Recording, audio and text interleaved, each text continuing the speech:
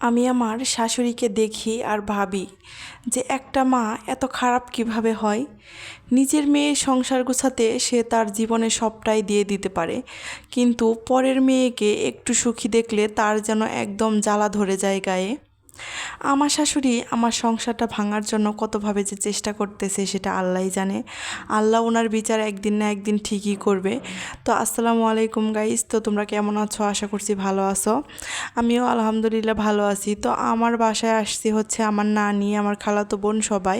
তো ওরা আজকে চলে যাবে, যার কারণে তোমাদের ভাইয়া হচ্ছে বাজার করে নিয়ে আসছে।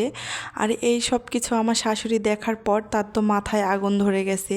সে কেন জানি আমার পরিবারকে আমাকে সহ্যই করতে পারে না। আমি চেষ্টা করি যথেষ্ট ভালো হওয়ার, ভালো হয়ে থাকার জন্য, ভালো ব্যবহার করার জন্য, কিন্তু সে যেন আমার সংসারে শান্তি পছন্দই করে না। আমার হাজব্যান্ড যদি আমার সাথে দুইটা ভালো করে কথা বলে, তারপরেও যেন তাকে নিয়ে আমার কাছ থেকে কীভাবে ছিনিয়ে নিয়ে যাবে সেই চিন্তাটাই তার মাথায় সবসময় ঘুরঘুর করে। তো পরিবারের মানুষ আসছে, তাদের জন্য একটু গরুর মাংস রান্না করব, সেই উপায়ও নেই। তোমাদের ভাইয়া নিয়ে আসছে একটা পোলট্রি মুরগি, তো ওটাই এখন রান্না করে দিতেছি। কি আর করব, আসলে আমি হচ্ছি কপাল পোড়া। নিজে কোনো কিছু যদি করতে পারতাম তাহলে হয়তোবা নিজের পরিবারের জন্য কিছু করতে পারতাম, পরিবারের পাশে থাকতে পারতাম।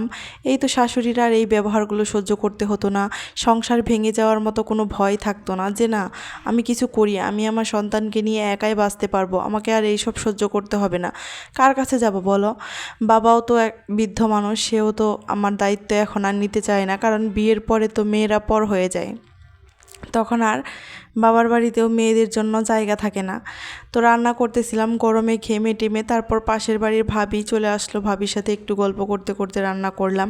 কি আর করব, মনের দুঃখ শেয়ার করতেছি, রান্না করতেছি আর মনের দুঃখ শেয়ার করতেছি। আর কিচ্ছু করার নেই, মেয়েদের কপালটাই এরকম। মেয়েরা আসলে তার পরিবারের মানুষের জন্য কোনো কিছু করতে পারে না। বড় হয় পরিবারে, কিন্তু পরিবারের মানুষের জন্য কোনো কিছু করতে গেলেই তাদেরকে শুনতে হয় নানান কথা, নানান অপবাদ, নানান কিছু। এমনও শাশুড়ি আছে যারা চোর অপবাদ দিতেও ছাড়ে না।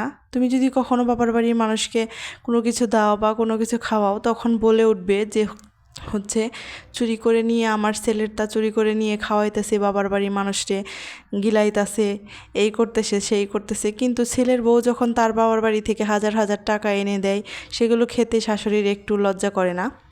তো এখানে মুরগির মাংস ঝোল করতেছিলাম, সেই সাথে ভাবলাম যে একটু কিছু ভাজি করি। শুধু মুরগির মাংস দিয়ে খেলে তো আর হবে না, আর এইটুকু মুরগির মাংস দিয়ে দুই একবার খেতে হবে, যেহেতু অনেকগুলো মানুষ তাই হবে না। যার কারণে এইখানে আমি হচ্ছে একটু বেগুন আর কিছু আলু কুচি কুচি করে কেটে তারপরে হচ্ছে দিয়ে দিলাম। এখানে আমার খালাতো বোন এবং আমার নানি হচ্ছে খাইতেছিল, তো ওদেরকে আমি খেতে দিয়ে দিছি। তারপর আমিও খেয়ে নেব। তো আমি গোসল টোসল করে খেতে বসে গেছি। আর লবণ ছাড়া আমি একদমই ভাত খেতে পারি না, যার কারণে বেশ কিছুটা লবণ নিয়ে নিলাম। আসলে আজকের তরকারিটা রান্না ভালোই হয়েছিল।